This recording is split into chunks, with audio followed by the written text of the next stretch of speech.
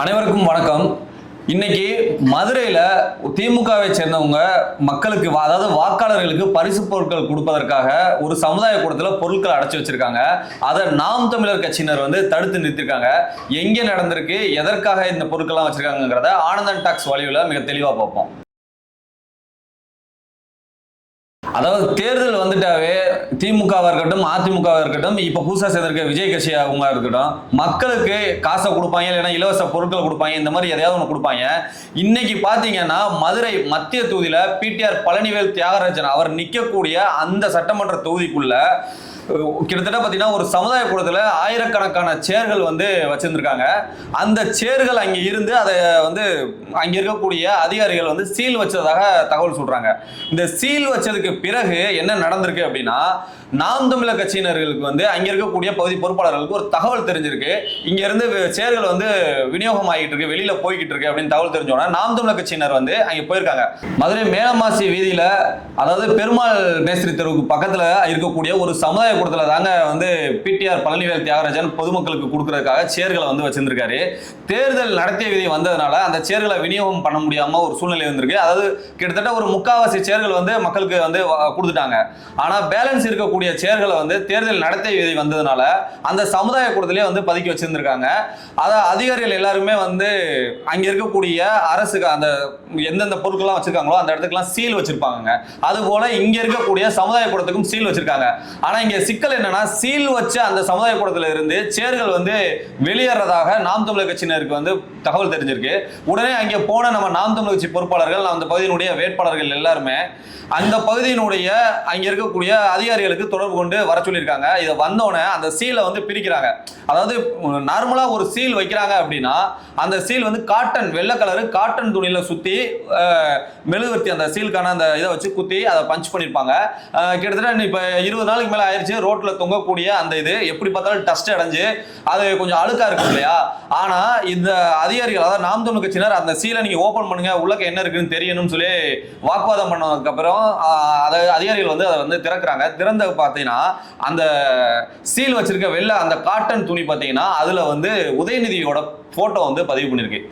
அதாவது எந்த அளவுக்கு இந்த அரசு அதிகாரிகள் அலட்சியமா இருக்கான்னு பாருங்களேன். ஒரு காட்டன் துணி கூட வாங்கி சுத்த முடியலையா? இல்ல நீங்க காட்டன் துணி வாங்கி சுத்திட்டு போனதுக்கு பிறகு அதை உடைச்சு திமுக கூட ஆட்கள் வேற டிஷர்ட், அதாவது உதயநிதியோட டிஷர்ட், திமுக காரன் தான் அந்த வேலையை பார்த்திருக்கணும். ஒருவேளை அவன் சுத்தி வச்சிருக்காங்க. இதுதான் இங்க எழுப்பப்பட்ட கேள்வி.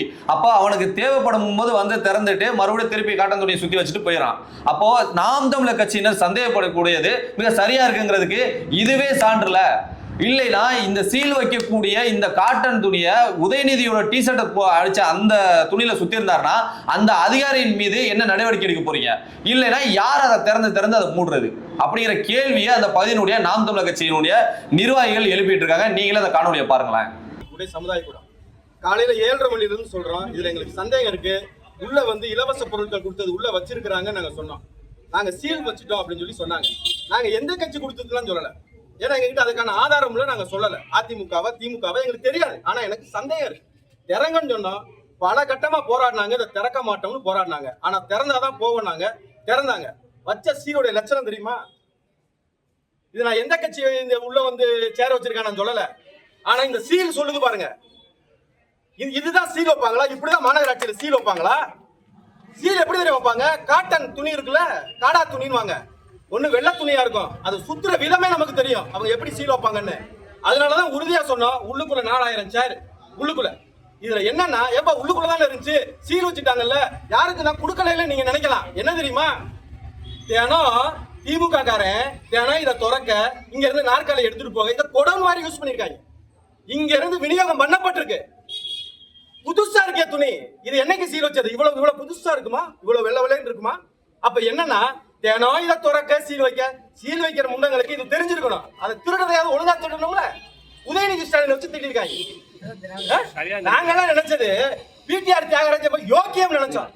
யோக்கியம்னு அந்த யோக்கியதை அப்ப தெரியுது. அந்த யோக்கியதை இப்ப மதுரையில் இருக்கக்கூடிய இந்த ஒரு கட்டடம் தான் இந்த இடத்துல மட்டும்தான் இது நடக்குதா, இல்ல அங்க இருக்கக்கூடிய ஒட்டுமொத்த தமிழ்நாட்டிலுமே இந்த வேலையில் நடந்திருக்கான்னு தெரியலங்க. சில நாட்களுக்கு முன்னாடி ராமநாதபுரம் மாவட்டத்தில் இருக்கக்கூடிய திமுகவினுடைய மாவட்ட செயலாளர், அதாவது காதர் பாட்சா முத்துராமலிங்கம் அப்படிங்கிறவரு ராமநாதபுரம் சட்டமன்ற தொகுதிக்கு தான் அவர் வந்து எம்எல்ஏ. ஆனா இங்க இருக்கக்கூடிய ஒட்டுமொத்த ராமநாதபுரம் மாவட்டத்துக்கு அவர் வந்து ஒரு பரிசு பொருள் கொடுக்குறாரு, ஒரு கட்டப்பையில வச்சு அந்த தட்டுல அவருடைய பேர் அடிச்சு திமுகவினுடைய சின்னம் அடிச்சு கொடுக்குறாரு. அப்போ இது இங்க ஒரு பகுதியில் நடக்குதுன்னா இப்ப மதுரையில் நடந்திருக்கு, சேரா கொடுத்துருக்காங்க. இன்னும் என்னென்ன பகுதியில் என்னென்ன நடந்திருக்கு என்னன்னு தெரியல. இப்ப இந்த தேர்தல் ஆணையம் வந்து உடனடியாக அந்த தேர்தல் தேதியை அறிவிச்சதுனால விநியோகம் பண்ண முடியாம இருந்துச்சு இல்லையா, அந்த பொருட்களை ஃபுல்லா அவங்க சமுதாய கூடங்களை ஏன்னா அவங்க வீட்டில் வச்சிருந்தா ரைட் ஆயிரும். அப்ப அரசுக்கு சம்பந்தப்பட்ட இடங்களை வச்சிருக்காங்க. இது அரசு அதிகாரிகளுக்குள்ள ஒரு அரசு அதிகாரிகள் சீல் வைக்கிறதுனா அந்த சீலை யாருமே பிரிக்க முடியாதுங்க, அந்த அளவுக்கு இருந்திருக்கு.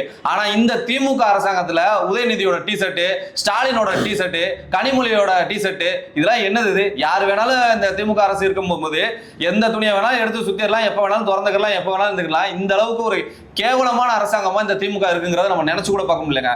இதுல இன்னொரு விஷயம் என்னன்னா, பிடிஆர் பழனிவேல் தியாகராஜன் இருக்கிறதுலே திமுக ஒரு யோக்கியர்னா அது அவர் தான்.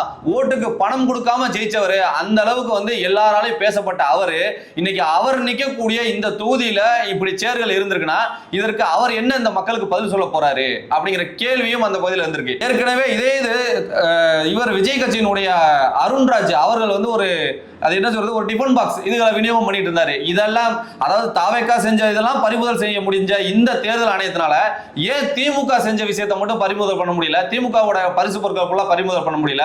இது வரைக்கும் எத்தனை திமுக பிரமுகருக்கு மேல நீங்க வழக்கு பதிவுகள் செஞ்சிருக்கீங்க, என்னென்ன பொருட்களை வந்து நீங்க கையகப்படுத்திருக்கீங்க? இப்போ பாருங்க, நியூஸ் தமிழ் 24x7 அந்த சேனல் வந்து தேர்தல் பயணம்னு தமிழ்நாடு முழுக்க போயிட்டு இருந்தாங்க இல்லையா, அதுல மயிலாடுதுறை மாவட்டத்துல அந்த நிகழ்வு நடக்கும் போது நம்ம நாம் தமிழர் கட்சி சார்பா அண்ணன் வந்து காளிதாசன் நினைக்கிறேன் அண்ணன், அவர் வந்து கலந்துக்கிட்டாரு. அப்ப கலந்துகிட்டு இருக்கும்போது அவருடைய அந்த நேரம் இதுக்கெல்லாம் முடிஞ்ச பிறகு அவர் எடுத்து வந்து இந்த திமுகவினுடைய பரிசு பொருட்களையும் அதிமுகவினுடைய பரிசு பொருட்களையும் அந்த கட்டப்பையிலையும் எடுத்து அப்பட்டமா காட்டுறாரு.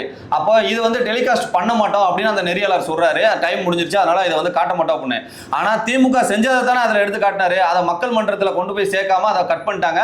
அதை வந்து நம்ம பிள்ளைய வந்து எடுத்து பரப்ப ஆரம்பிச்சாங்க. சரி, இங்க மட்டும் தான் அப்படின்னா ராஜபாளையத்துல நிக்கக்கூடிய நாம் தமிழ் கட்சியினுடைய வேட்பாளர் கார்த்திகேயன் அங்க பறக்கும் படை ஸ்குவாடுக்கு சொல்றாப்ல இது மாதிரி அந்த பகுதியில பரிசு பொருட்கள் கொடுத்துக்கிட்டு இருக்காங்க, அதை போய் தடுக்க அப்படின்னு சொன்னா அதை கொடுக்க விட்டுட்டு இவரை கைது பண்றாங்க. அவர் அப்படியே அப்பட்டமா கேட்கிறாரு, ஏங்க பரிசு பொருள் கொடுக்குறவனை போய் நீங்க தடுப்பீங்கன்னு பார்த்தா என்னைய வந்து கைது பண்ணி என்னைய தடுத்துக்கிட்டு இருக்கீங்க அப்படின்னு கேட்கிறாரு. ஒட்டுமொத்த தமிழ்நாட்டினுடைய பறக்கும் படை, காவல்துறை, இந்த எலெக்ஷன் கமிஷன் எல்லாமே திமுகவிற்கு இந்த அதிகார வர்க்கத்திற்கு வந்து என்ன சொல்றதோ அதை கேட்கிற வேலையை பாக்குறாங்க. இந்த விஷயங்கள் எல்லாம் இந்த தேர்தல் பறை எங்க பரிசு பொருட்கள் கொடுக்குறாங்களோ, எங்க காசு கொண்டு போறாங்களோ இவங்களெல்லாம் பிடிக்காத இந்த தேர்தல் பறக்கும்படி அண்ணன் சீமான் அவர்கள் வண்டியை மட்டும் ஒரு 10 கிலோமீட்டருக்கு ஒரு தடவை, 5 கிலோமீட்டருக்கு ஒரு தடவை, 10 தடவை பிடிக்குது. எப்பேற்பட்ட கேவலமான நிர்வாகம் இங்க இருக்குன்னு பாத்துக்கிறங்க. இதற்கெல்லாம் மக்களாகிய நீங்க தான் பதில் சொல்லணும். நன்றி.